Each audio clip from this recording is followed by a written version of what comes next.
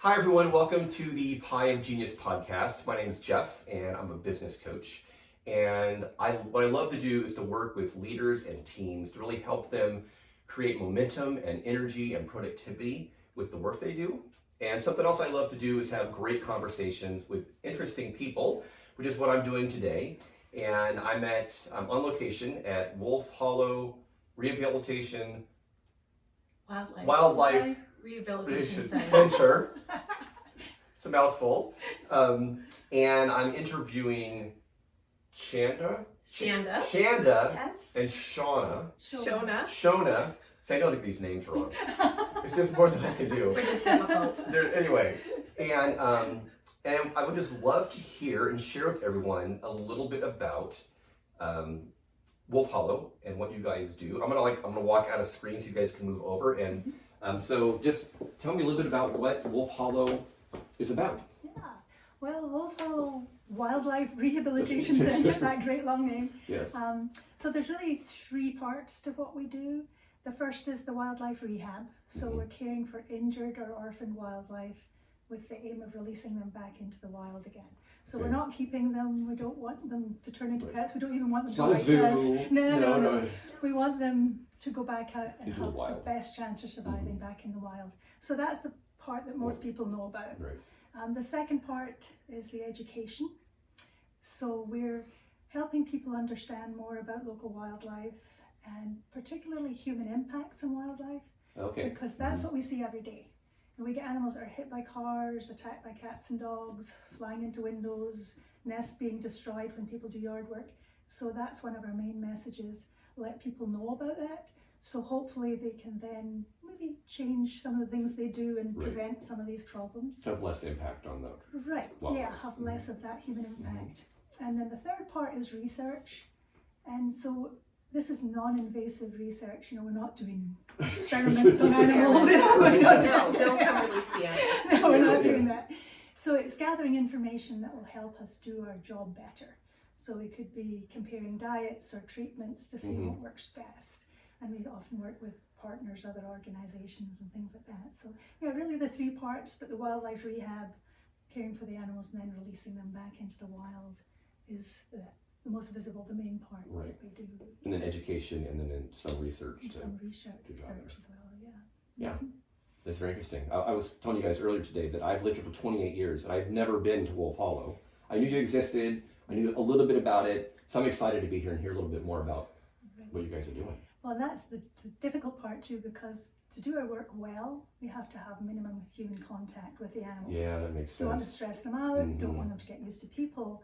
So we can't have folks coming in and looking at the animals. That's why we have pretend animals. We have the stuffed animals. We have for your enjoyment today. So if there was any animals in this room, we wouldn't be in here. No. This. So that's the difficult part. We can't have lots of people come and see because we're trying to keep them wild. Yeah. We even we'll put hoods over our heads. So they can't see. Yeah, so especially with owls, we don't want them to associate the food with us. Young owls. Want to keep them keep the wild separation wild and not see humans as a way to get food. Interesting. Yes, they're not going to survive as long in the wild if they think people are great and they can trust humans. They come to us for food. That's not going to work. Right. Interesting.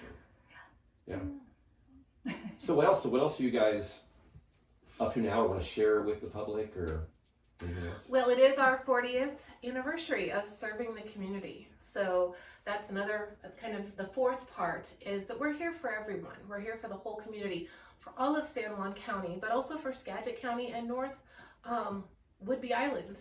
Okay. So we serve a very large geographical area, and so that also leads to a lot of adventures getting the animals here for care. So you take them from other places and bring them here if they need, because there's not someplace there that can do it, or the resources. Oh, interesting. So so we do serve kind of a large area, and again with challenges, but we've been doing it for 40 years, and so we're also here, and we want everyone to know that we're here for you.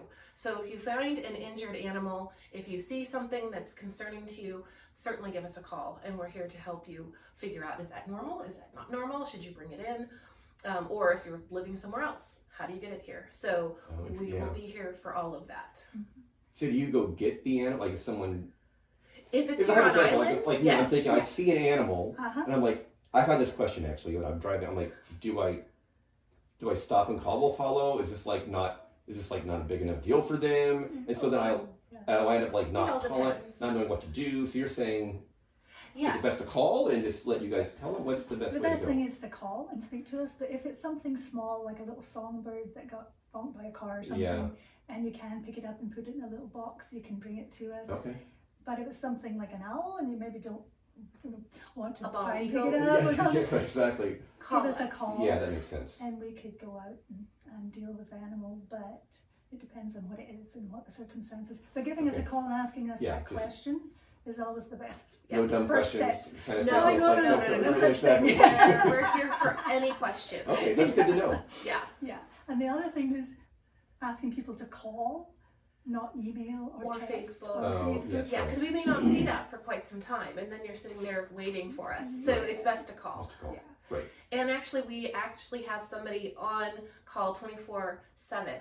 So even if it's at 10 o'clock at night, we have someone that will It answer. rings to someone. It will ring and it will say call our on-call person, and then you can call with the in. number. Yes, with the Excellent. number, and we've Okay. had several of animals picked up in those conditions. So I'll say this really quick too, just so everyone knows, I'm going to wind up putting all of your contact information, your location, the phone number, all that stuff in the show notes. So I'm probably on the screen too. Get your phone number up. Right. That's all I'll do. And then also people, like you said, you hadn't been out here before. Now that we're having a better handle on COVID, we're having our open house.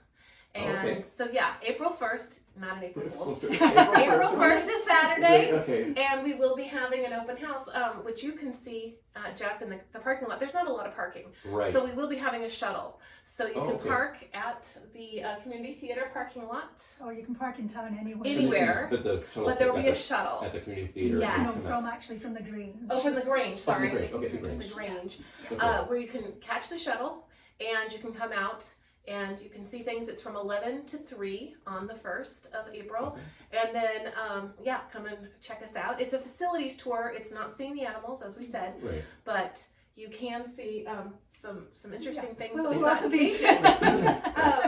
But come on out, see what Wolf is about, get a better understanding of the 40 acres that we're on and how What's 40 acres? Didn't know that. Yeah. that the stages that they go through. They can go from here, which is the quiet room, and we have different indoor areas, to being in outdoor areas. So that's part of their recovery.